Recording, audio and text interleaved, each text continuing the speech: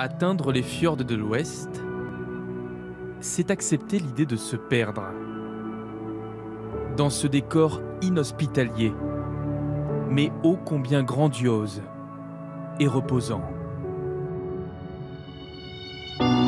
Seuls quelques rayons de soleil furtifs viennent colorer la froideur de ces paysages et réchauffer le temps de quelques heures l'hiver glacial qui enveloppe le petit village de Bildu Dalour, cerné par les eaux turquoises de l'océan Atlantique. 200 habitants à peine, et pas un touriste à cette période de l'année. Presque inaccessible, trop loin, trop froid. Le soleil se lève aux alentours de midi et se couche 3 heures plus tard, à 15 heures à peine.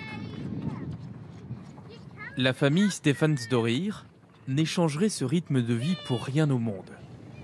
Car dans cette région d'Islande, après l'école, la piscine municipale ne nécessite pas beaucoup d'entretien. Qu'est-ce qu'on est bien. Et l'eau y est même plus chaude que dans les Caraïbes. Elle est probablement à 40 degrés. C'est très relaxant, avec l'air frais, tout ce calme et le silence. Des sources d'eau chaude d'origine volcanique, naturelles donc, qui s'apprécient dès le plus jeune âge. Je pense qu'on a beaucoup de chance d'avoir ces sources d'eau chaude en Islande, parce que c'est assez unique.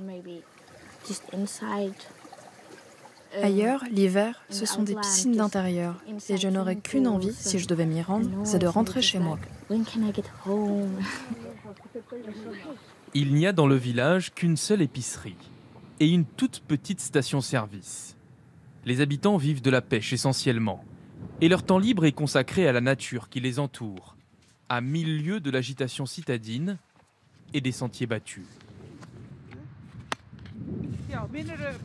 Gudmundur Magnusson est né à Bildu Dalour, un enfant du pays qui ne se lasse jamais avec sa femme et ses amis de cet environnement qu'il côtoie pourtant depuis 50 ans.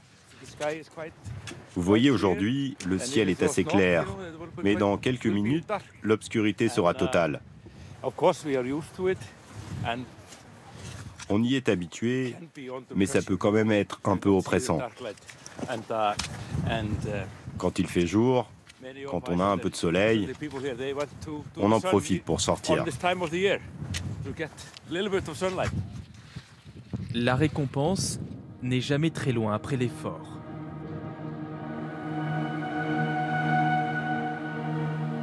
L'hiver, les cascades islandaises se montrent sous un autre jour, avec autant de caractère qu'en plein été.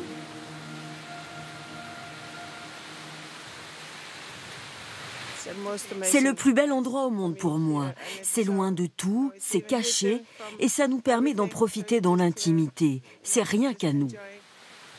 Et quand la nuit tombe, la vie continue malgré tout.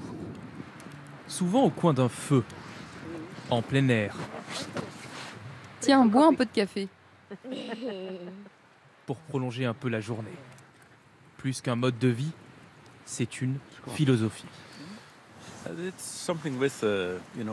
Les arbres, la forêt, l'odeur de la fumée, c'est une atmosphère paisible qui nous permet de construire des souvenirs ensemble, qu'on garde dans nos cœurs et auxquels on repense quand on a des moments difficiles ou quand on travaille.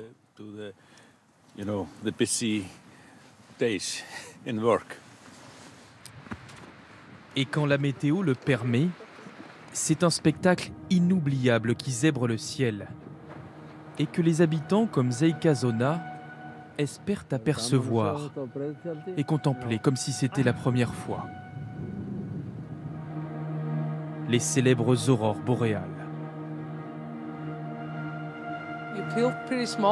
Quand on a la chance d'en voir, on se sent vraiment tout petit.